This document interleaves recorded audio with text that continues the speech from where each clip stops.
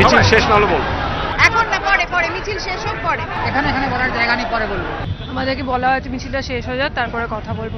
মিছিলটা over হয়ে যাক তারপরে বলবো। সব লেখা আছে ওখানে। পথে নেমে প্রতিবাদে মুখর তৃণমূলী বিদ্বজনরা। কিন্তু কিসের প্রতিবাদ, কেন প্রতিবাদ?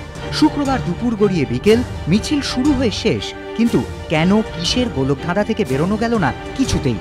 নন্দন থেকে এক্সাইড মোড় হয়ে একাডেমি অফ ফাইন আর্টস, ছোট পথ, কিন্তু হাঁটার কারণ নাকি অনেক। কিন্তু কি সেই কারণ, কিসেরই বা প্রতিবাদ, স্পষ্ট করলেন না কেউই। এখন না, পরে পরে মিছিল শেষ হোক পরে।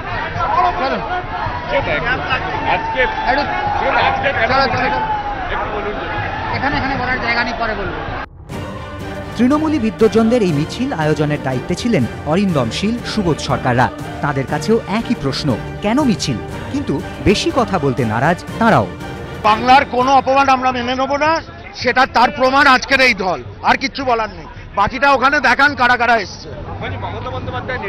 আমি আর কোনো কথা বলতে চাইছি না। মিছিল শেষ না হলে বল।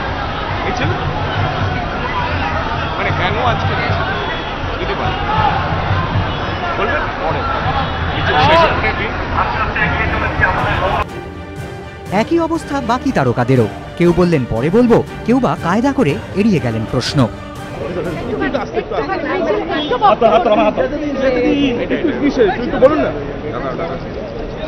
এখন নয়, প্লিজ। কিসের জন্য আজকে পথে নেমেছেন? দেখতেই পাচ্ছ তো কিসের জন্য।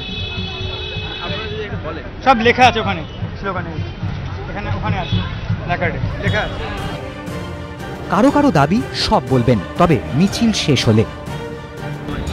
আমাদেরকে বলা হয়েছে মিছিলটা শেষ হয়ে যাক তারপরে কথা বলবো। মিছিলটা ওভার হয়ে যাক তারপরে বলবো। দুপুর 1:25-এ শুরু, 2:20-তে শেষ, কিন্তু 55 মিনিট পরেও মিলল না উত্তর। তৃণমূলী বিদ্বজনদের মিছিল শেষেও তার কারণ নিয়ে ধোঁয়াশা। মিছিলের 24 ঘন্টা আগে কবি শঙ্খ ঘোষ প্রশ্ন তুলেছিলেন, প্রতিবাদকারীরা কি জানেন কিসের বিরুদ্ধে এই প্রতিবাদ? মেলেনি সেই উত্তর।